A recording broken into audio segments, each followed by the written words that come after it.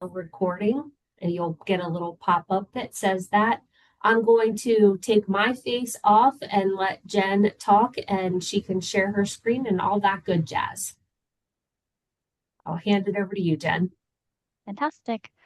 All right. So, hello, everyone. As Michelle said, I am Jennifer Strain. So, today I'm going to start off by briefly talking about the physical library in case you have a chance to come visit us. But then we're going to move on to exploring our digital library, looking at our databases and some of the underused features in those databases. And then finally, we're going to cover, just generally speaking, a variety of the library services that we offer. And just as a reminder, before I even start, everything that I talk about today is available to you, but it's also available to our students. So there really isn't anything that the library provides that we only offer it to students or we only offer it to faculty. Pretty much all of our resources are available for the entire campus community. All right, so since I said I'm going to start off by talking about the physical library, can you give me a thumbs up if you have been in our library, the actual physical building? Oh, yes, yes, that is one.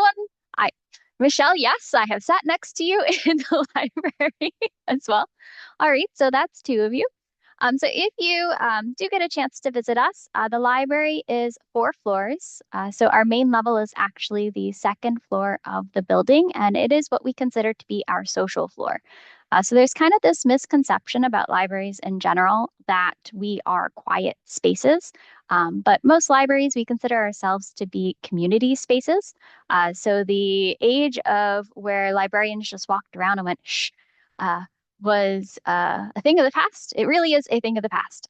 These days, we like to know that the community is using the space as a community space. So the main level of our library is sort of that kind of gathering space. That said, is it noisy in here? No, not really. Sometimes in the evenings, we can get a little bit noisy, but most of the students tend to keep it to be pretty um, relatively quiet volume most of the time anyway, but we do welcome people to like actually talk and meet in the library. Um, but also on this main level, aside from being social, we have an idea lab that is where we host exhibits. So currently there is an exhibit in that space featuring Gen Z learners in the classroom. So it's kind of like an interactive exhibit where students can post things to tell like what they want their faculty to know, and faculty can post things about what they're seeing in their classrooms. And then there's a whole bunch of facts about Gen Z as a learner in the classroom. And right next door to that, we have our One Button Studio, which is a space where you can record video. So if you ever need to record video for your classes, it's a really easy, like one button push to start the recording, one button push to end the recording space. It has a nice plain backdrop. And it also has like a screen that you can pull in next to you to show slides like off to your side if you want to be like a weather presenter. Um, so it is a nice, easy space for recording video. Opposite that, on the other side of the library, we have our classroom. That's where I usually end up meeting with classes. They come into the library and I present there.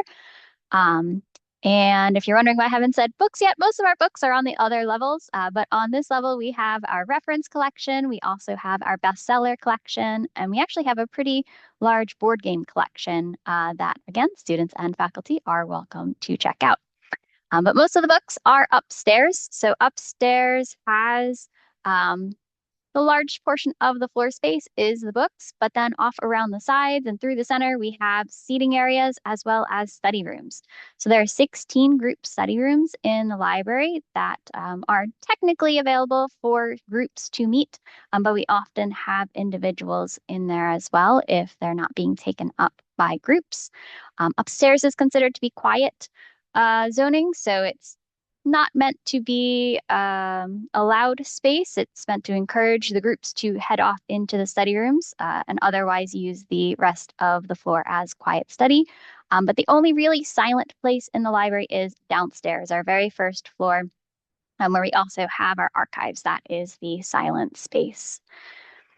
As far as what else we have here, we do have computers. So downstairs and on this level, we have some desktop computers that you would be able to log into, as well as printers. And then we have laptops and iPads that are available for checking out. The only thing I would caution is the laptops only work on campus, but the iPads you can check out for 3 days and take them and use them off campus. I always forget this part. We also have librarians here. We have our reference desk right there on the main level as you enter the building. So you are welcome to stop in and ask us questions, or we also, obviously, you can connect with us virtually as well. So on that note, I'm going to go ahead and share my screen so we can start talking about our virtual services. All right, so you should be seeing our library's homepage here. So since I just mentioned that you can meet with a librarian, I will point out our Ask a Librarian button here on the library's homepage. So if you click into this, you can see various options for connecting with a librarian. So obviously visit with the reference desk. You can schedule a research appointment either in person or virtually. I've also just done phone calls with people. You can email us, text us, or call us. Emailing and texting are actually available 365 days a year. Even on holidays, we have somebody monitoring those too. So while you might not get an immediate answer, you will get a same day reply, no matter when you email us or text us. Anytime we have somebody sitting at our reference desk during these reference hours, we also have our chat available. So if we wanted to right now, we could go ahead and chat with Sarah, who is sitting out at our reference desk. So this is a live librarian chat to whoever is sitting at the library in person. So you are welcome to spend some time chatting with us as well. So yes, don't hesitate to reach out to connect to a librarian here. I promise we are all friendly people. Or at least I hope we're friendly people. I find my colleagues friendly. That leaves just me. So let's hope I'm friendly as well. All right. So how do we access actual resources in the library? You can see here right front and center on our page, we have Quick Search. It's the big blue box. Although as I say that, I'm reminded that over the summer, we are going to have a visual update to the library's website. It's going to end up looking very similar to how it looks now. We're just changing service providers, but some of the things are going to shift around a little bit. But I saw a preview this morning, so I can say it's still going to be a big blue box for Quick Search. And Quick Search is sort of like Google for the library. It is going to search across almost all of the library's databases at once, including the library catalog. So it's kind of like perfect if you're just generally looking and you don't know where to start. Quick Search is a good starting place. It's also really great if you know exactly the title that you are looking for. So I'm just going to go ahead and grab a title of an article I already have prepared. And we're going to go ahead and search it on Quick Search. So you can imagine that I found this article in a bibliography somewhere. I can just drop that title right there in and search. And if we have access to that article, it's going to come right up. I don't have to worry about what database it might be in. Quick Search is just going to go ahead and find it for me. So here is that article that I put in. And I can just go ahead and download the PDF right there. And it's as easy as that. Here is my article. If generally speaking, I just want to research and see if there's anything on my topic. So I'm working with the topic of social media today. I'm going to go ahead and hit search. You'll get back a ton of results. So because Quick Search is searching across everything at once, you'll see here I have 2 million results. That means we're searching and getting back a ton of things, just like as I said with Google. It's one of the reasons why I say Quick Search is a great place to start, but usually because I'm inundated with so much, I tend to recommend moving on. But while we're here, let's take a look at the types of results that we'll get here in Quick Search. So you see my first thing is a video, and then I have some books, some journals, If I look over here on the left side at the source types, you'll see I do have over 1 million articles, even though they're not here on this first page, and 68,000 individual books as well.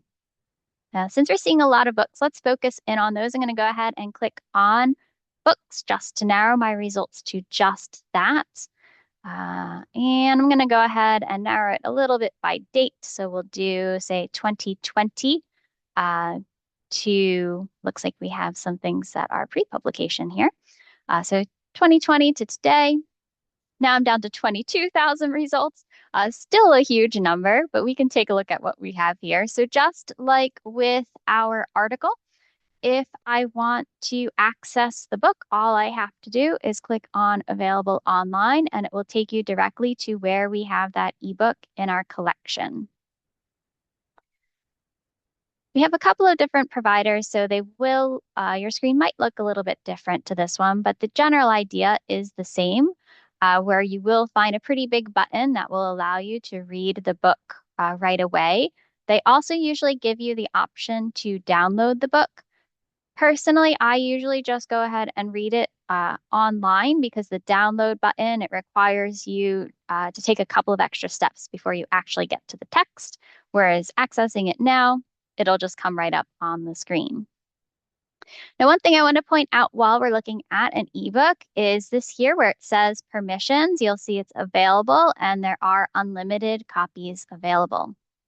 I'm pointing this out because if you see something like this where it's unlimited copies are available, that means that you could very easily use this book with your class and your entire class can access this book at the same time. There are some books where we only have 1 or 2 digital copies that are available at any given time, in which case I wouldn't recommend using them for a class.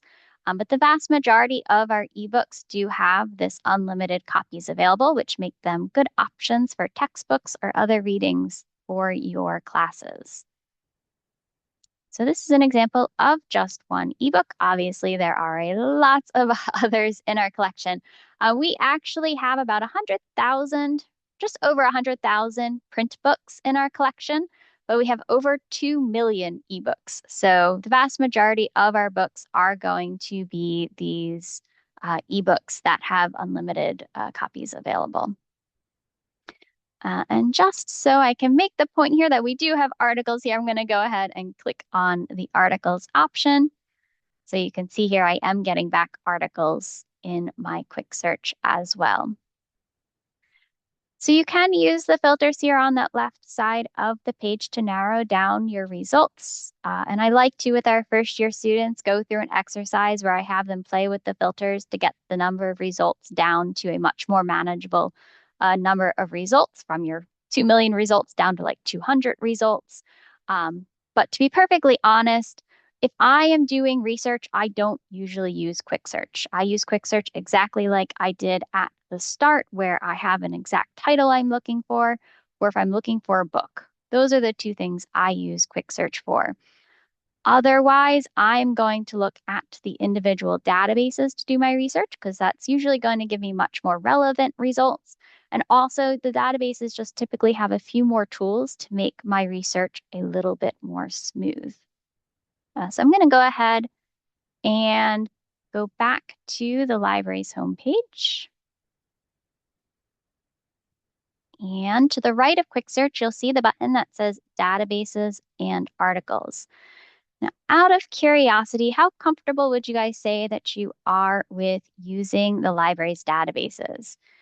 So in chat, give me a 1 to 3. 1 being I'm really not confident with the High Library's databases, and 3 being I am super confident.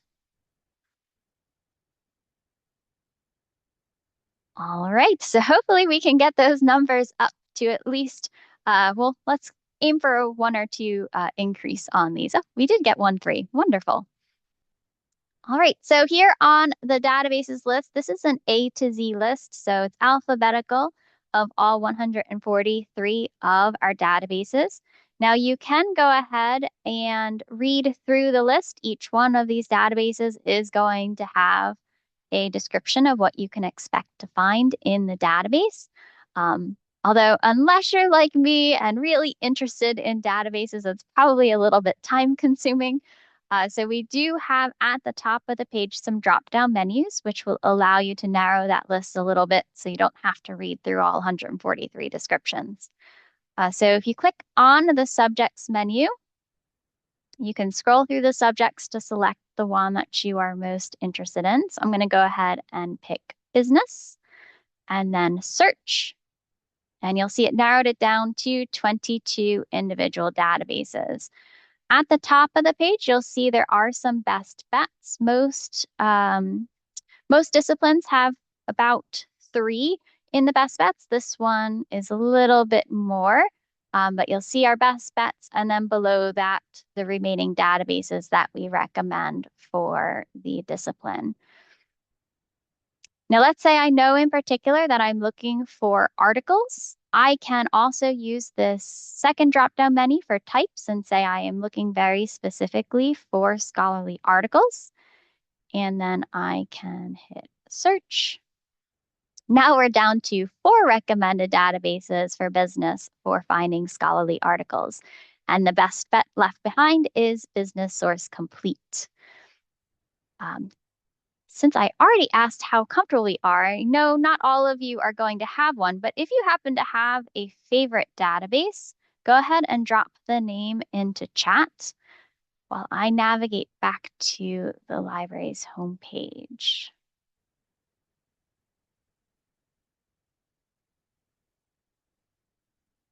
Here we are. So the A to Z list is only one way of finding those databases, but is there a best database of all of them? Oh, goodness. I would say no. It really depends on what you are searching for. So is there a best database for social media as a topic? Probably yes. Is there a best database in general? Those are kind of like fighting words, actually.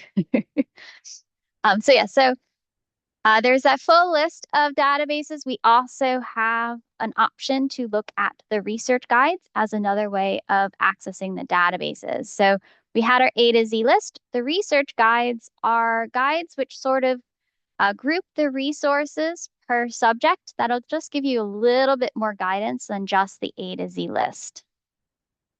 So we do have a guide for most subjects. We even have one that is just generally geared towards SGPS.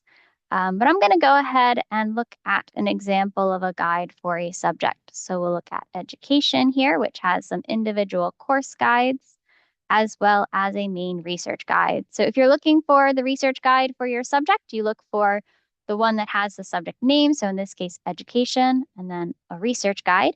And that is going to be the main guide for your discipline. So typically these guides are laid out in one of 2 ways. They either have all of the resources on this first page, or they have just a couple of top resources and everything else is going to be accessible through the menu on the left side of the page. So in this case, I'm going to just go ahead and click on the tab for databases, and that will give me access to our another actually database list for education.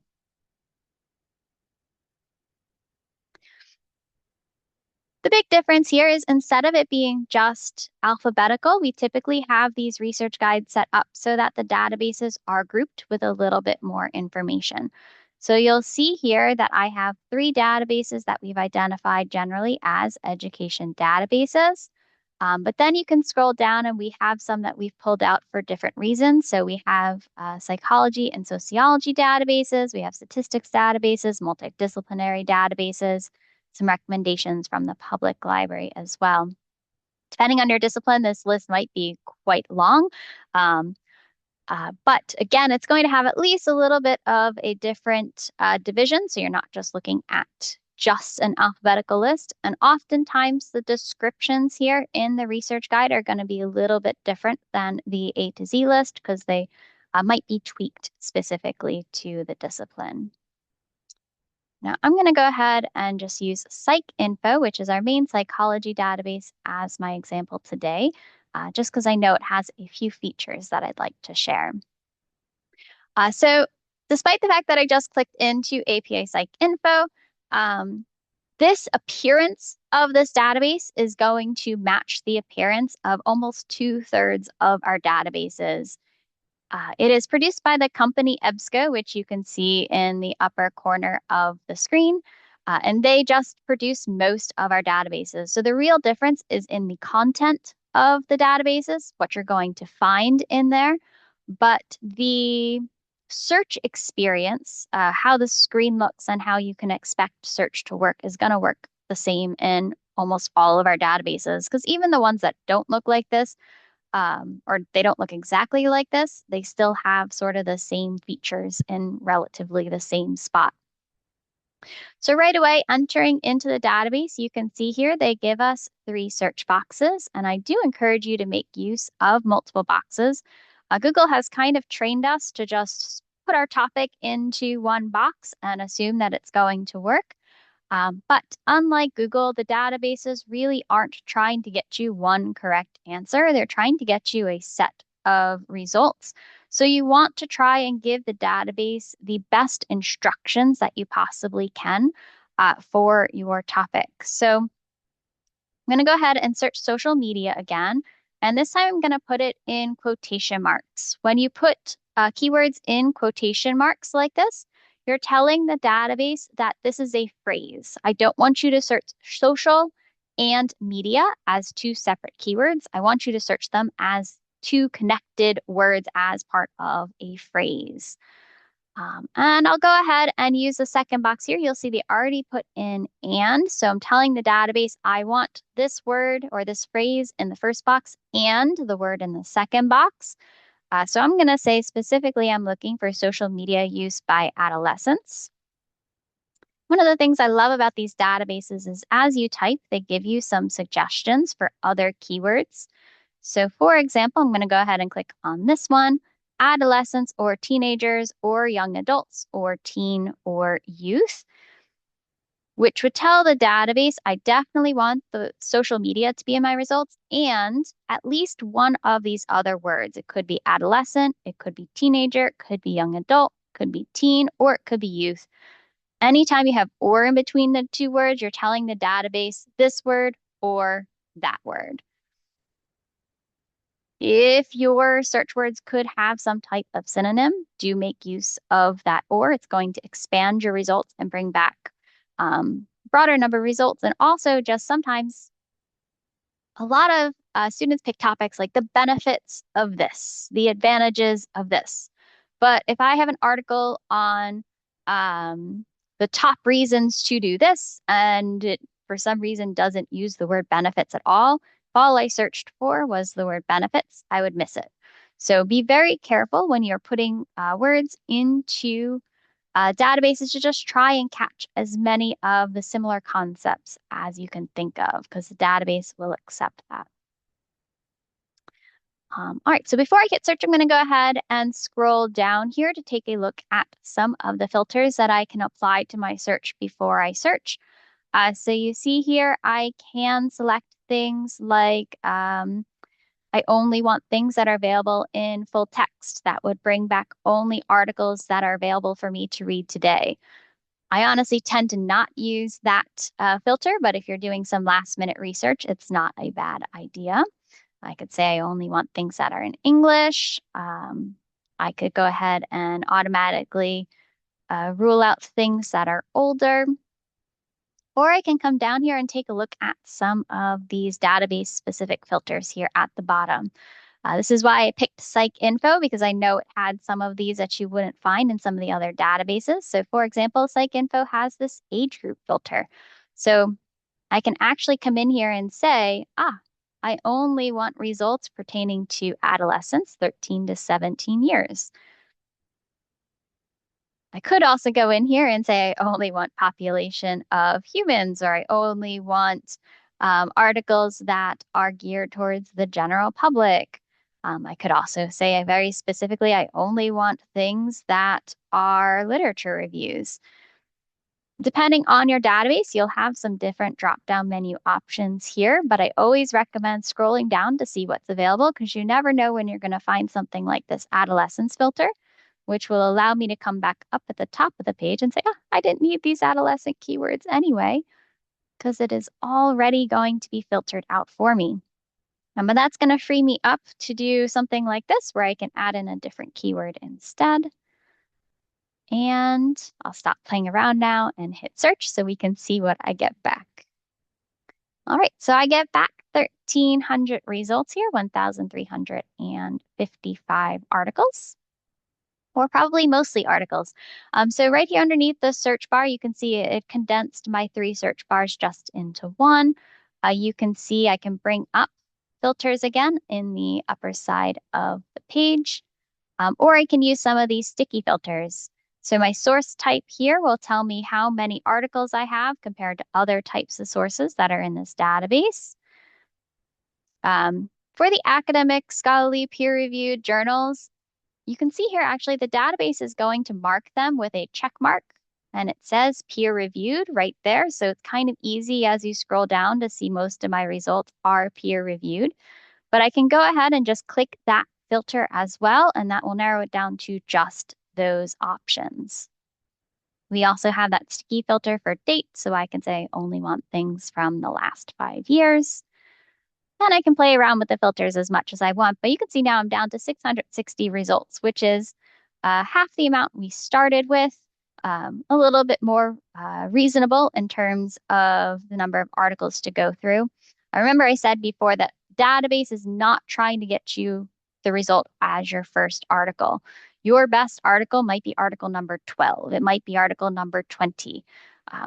Students tend to think like, look, my first article, this isn't right. I need to like try searching something else, but you actually want to make sure that you scroll down and make sure you encourage your students to scroll down because very frequently, because it's trying to get you back that set of results, your most relevant answers aren't always going to be article number 1. It could be a little bit farther down. Granted, by the time you get down to article 600, you're probably going to be a little less relevant because it does still use relevance ranking. But the database knows you're looking for more than one article for your paper, so it is not trying to get you just one result. So let's see here as I scroll down. If I say this article here sounds like a really good option here, I can go ahead and save the article. And it is going to save the article over into my dashboard. With my dashboard, you can put all of your articles in pretty much any database that looks like this into the same folder. Although in this case, you'll see there's only one here, and that's because I am not signed in. And that's actually really important. If you want to use this dashboard feature, you do have to sign in to use it because otherwise, as you save articles to it, it is going to forget as soon as you navigate away from the page. So you need to sign in so that it actually saves your articles to your account rather than into just sort of like a temporary box. So you'll see here is the article that I saved. And if I wanted to group them a little bit more, because you can see here I have 93 articles saved into my account, you can start creating projects. That's also over here in your dashboard. So you'll see here I have a social media project. So I can save that article that I just had into my project for social media. And it'll stay here in my main saved box, but then when I come over here to my social media project, it'll save into that project as well. So I frequently will use projects when like I need to find an example to use in class. And I go through and I save 5 articles into the folder, and then I come back later and I pick one of them. You can also go in here and see your recent activity. So it will save all of the searches that you've done today. So you can go back and be like, that search I did 5 searches ago was great. I can go back and rerun that search. And just like with the individual results, you can save the search too. So I can save the search into my folder, and you can go in and say, what's that search I did last week? I really liked it. I'm going to go ahead and rerun that search. and it will go ahead and rerun that exact same search that you had already done. Go back and find that article that I was just looking at. Here it is. Because in addition to search features, we do have a couple of features that are available tied to the individual articles. First off, I should talk about how you can actually read the article. Pretty simply, you can click on Access Options and we can hit, in this case, check for full text. You might also see in this exact same spot where it'll just say View PDF. Check for full text typically means we don't have the full text in this database, but we have it somewhere else. So you'll usually land on some sort of intermediary page, and then it will take you to the article. But that's how you access it. If we scroll down on this page, it does give us some more information about the article. So in addition to things like the abstract, and the subject terms, we have links here to authors and the source. So you could click on the source title and it will bring you to that journal in the database. And you could search within this particular journal or actually even just browse through it. Similarly, I can click on an author name and it'll take me to all of the articles that this person is associated with. I'm really not sure why this person supposedly has 10,000 articles. I think it got stuck on the journal.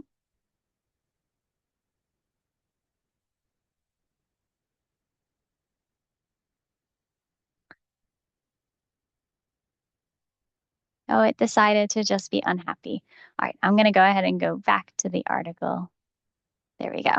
But that should bring up all the articles within that particular database that is linked to that individual author. We also have tabs here where you can look at just the references that are in this database from this article. Similarly, cited by are articles that cite the article that we're looking at. In this case, it looks like only 2 of these are in this database, but you could also use quick search to see if we have these other articles as well. More buttons here up at the top of the page for the article. We can bookmark the article. There's also a cite button. So we can cite the article and have a pre-made APA citation come right up for us.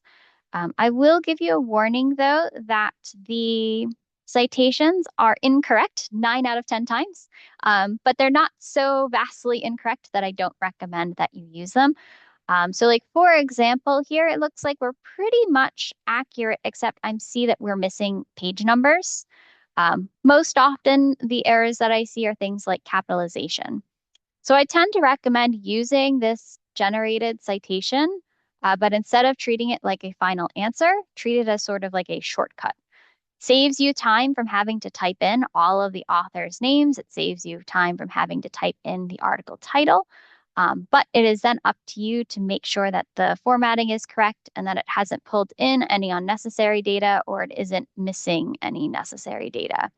So saves you time, but almost always they pull information somewhat incorrectly, mostly because it's pulling the information just from the field. However it appears here is however it's going to appear in that citation.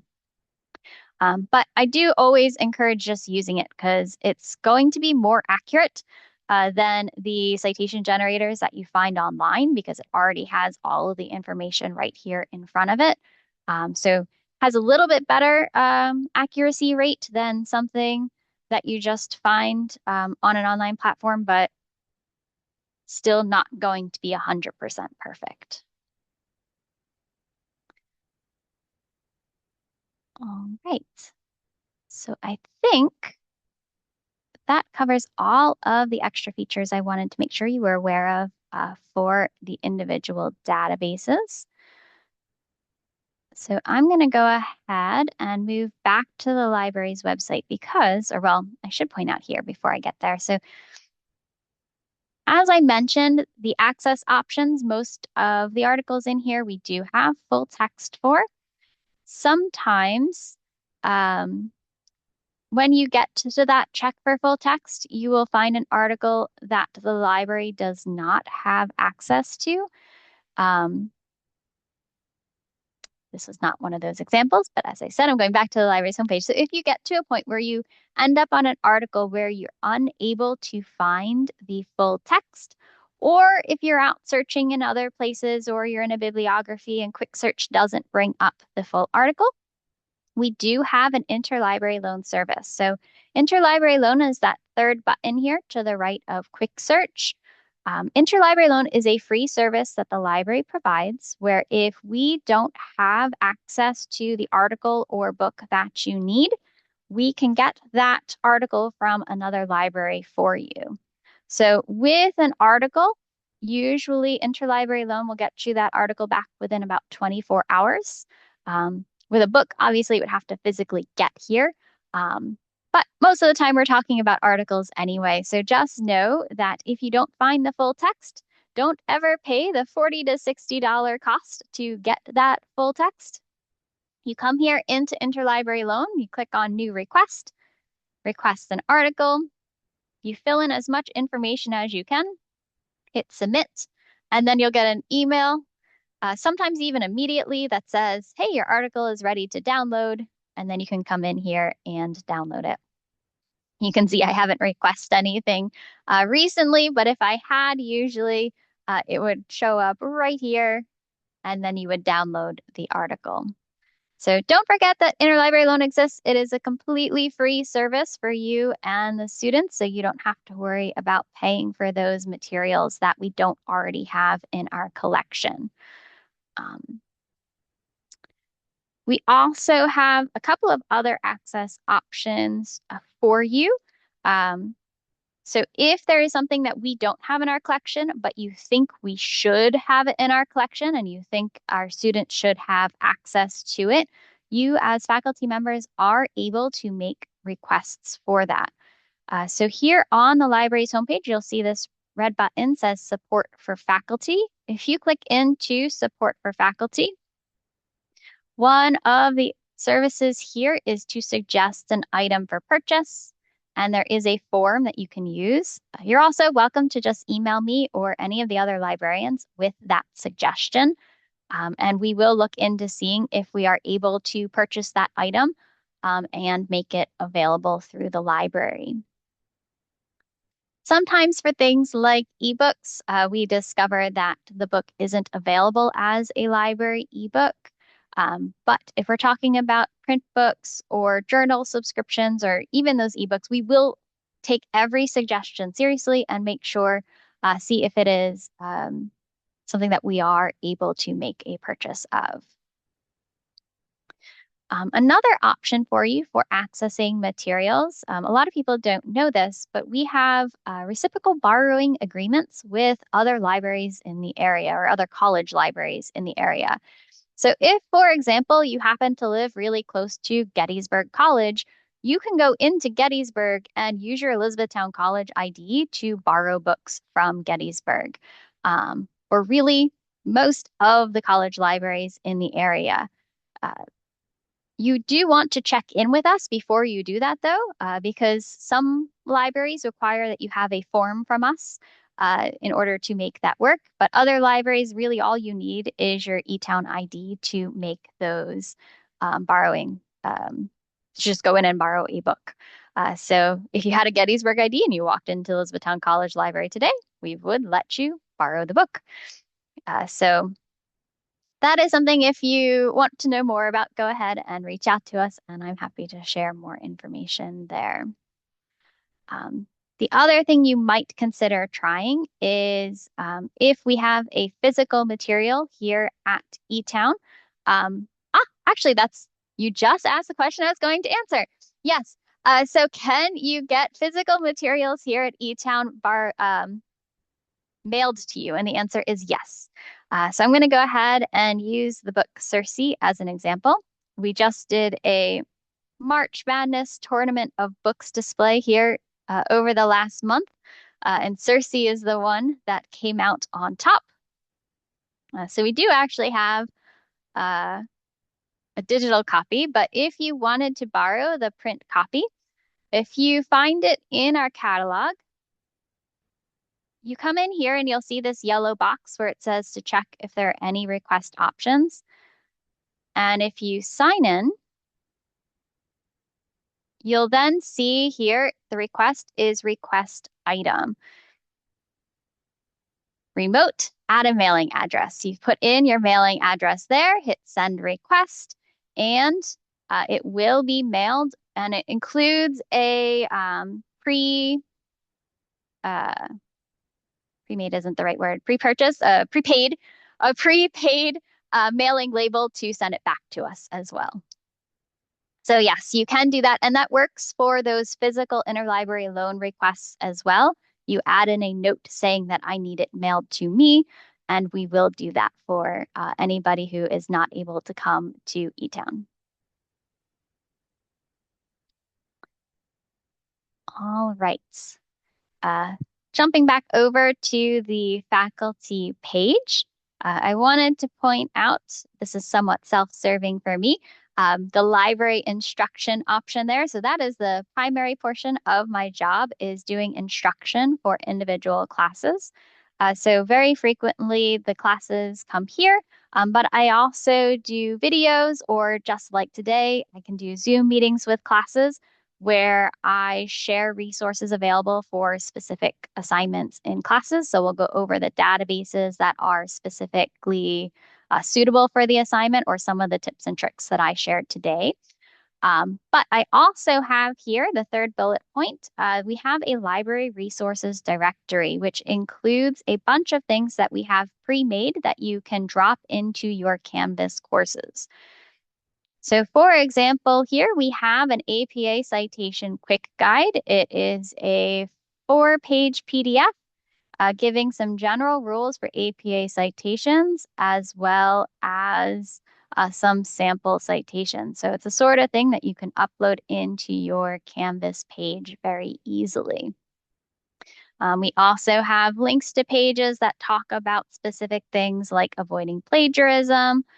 We have links to some of our other resources. We have a syllabus statement that you can put in your Canvas course saying, please do use the library for assistance. But pretty much everything on this page we've identified as something that you can either upload into Canvas, or you can just borrow the link for to put into your Canvas page so that you can share those resources with students. All right, so this is as far as I wanted to make sure I definitely got today. So if you have any questions, go ahead and drop them into chat. And I will try to answer those questions. And if not, I have a couple of other tips I can share today.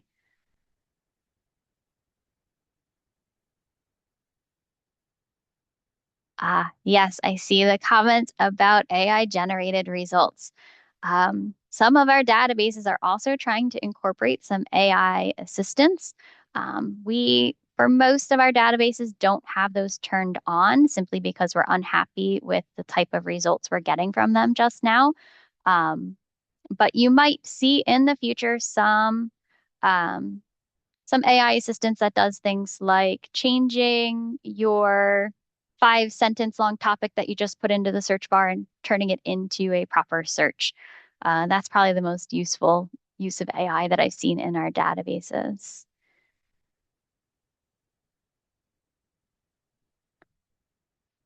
Right. So I'm not seeing any questions. I should actually probably check to see.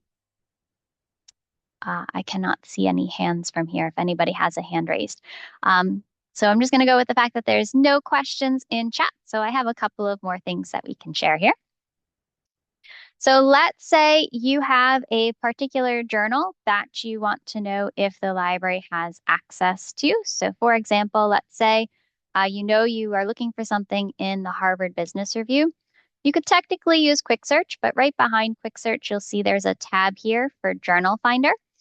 And I can just go ahead I am not centered on my keyboard. We can type in Harvard Business Review, and it will tell you, just like normal quick search results, if we have it, it will come right up. So just like here, if I click on Harvard Business Review, you'll see that we have it in the database Business Source Complete from 1922 to today.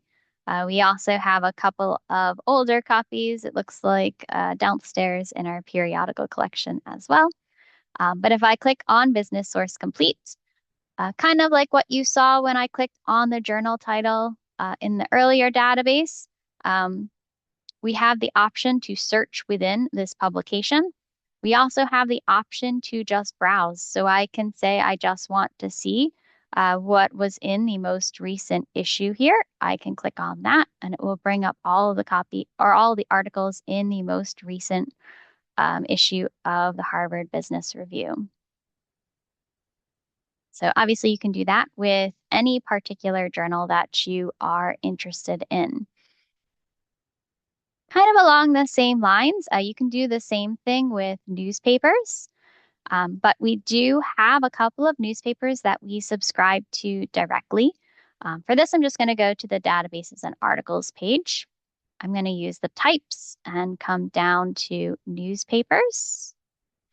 So you can see we have a lot of databases that have newspapers in them, but as I said, there's a couple that we subscribe to directly, like the Chronicle of Higher Education, the Economist, the LNP, the New York Times, scrolling down, the Wall Street Journal, and the Washington Post. For each of those that I just mentioned, for these, you would click on the link here, and it's going to take you to an intermediary page where it tells you how to get that free subscription. Again, that subscription is available for both you and your students, and it's a fairly easy process. Once you go through the registration process, all you have to do is go directly to the newspaper's homepage, and you will have direct access to that homepage. So like I have accounts for all of these, mostly for demonstration purposes, but I have news alerts set up for the Wall Street Journal and the Washington Post. I actually get the Wall Street Journal full text edition emailed to my inbox every single day. So do take advantage of these newspaper subscriptions. I think it's one of the things that probably the top things I would suggest to faculty, simply because a lot of people have their own accounts without knowing that you can get it through the library for free.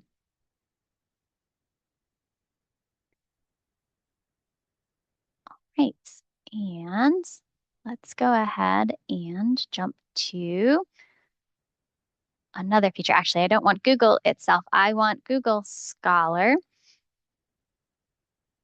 So I don't know if anybody on Zoom today is a Google Scholar Power user, but I know a lot of our students are.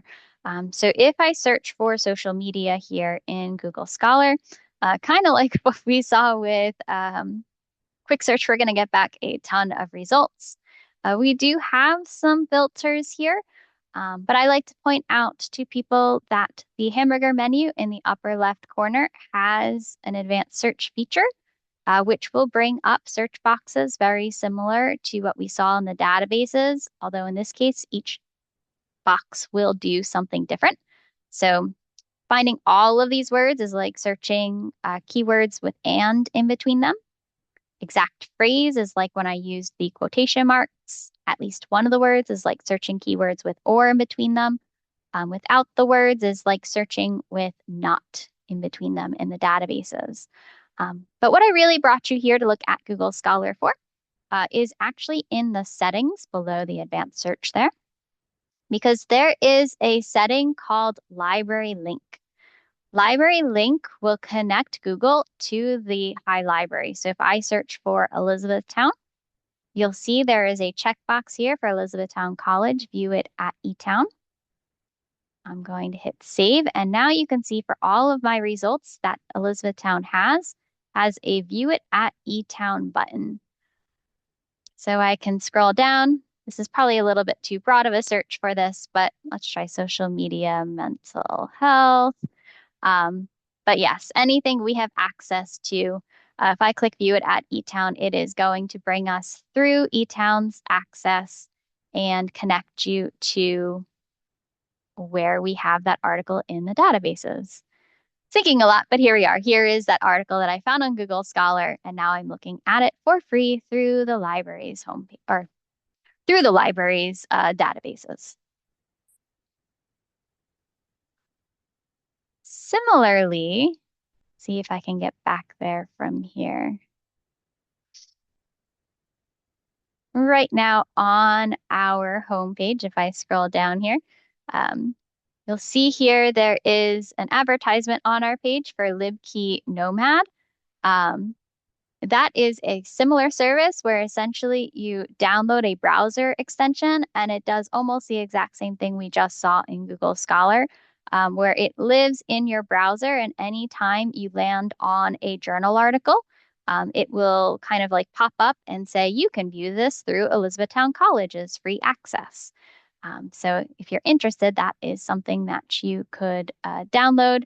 It's a free extension and you just have to connect it through eTown and it will get you your Elizabethtown College database access.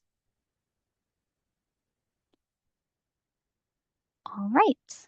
So that was kind of a whirlwind tour of all of the most important things that I think you need to know of from the High Library. I'll ask again if there are any final questions. And while I'm waiting to see if there are any questions, I'm going to go ahead and drop my email into chat. So please, if you have any follow-up questions, or if you ever feel the need to recommend to a student that they get some assistance from a librarian, feel free to send them directly to me or by using one of the other contact links that I shared earlier in the presentation. Excellent. Thank you so much, Jen, for coming in, giving us all this information. We really appreciate it. You're welcome. I see. Do I have a top 10 list of tips? Yes, but no. I have one that I use at tabling events. That's kind of like the top 10 questions you should be asking me right now. But otherwise, I would say most of those most important things would be connected in those research guides. So for each of the top things that we think students need to know, it is in the research guide telling them that.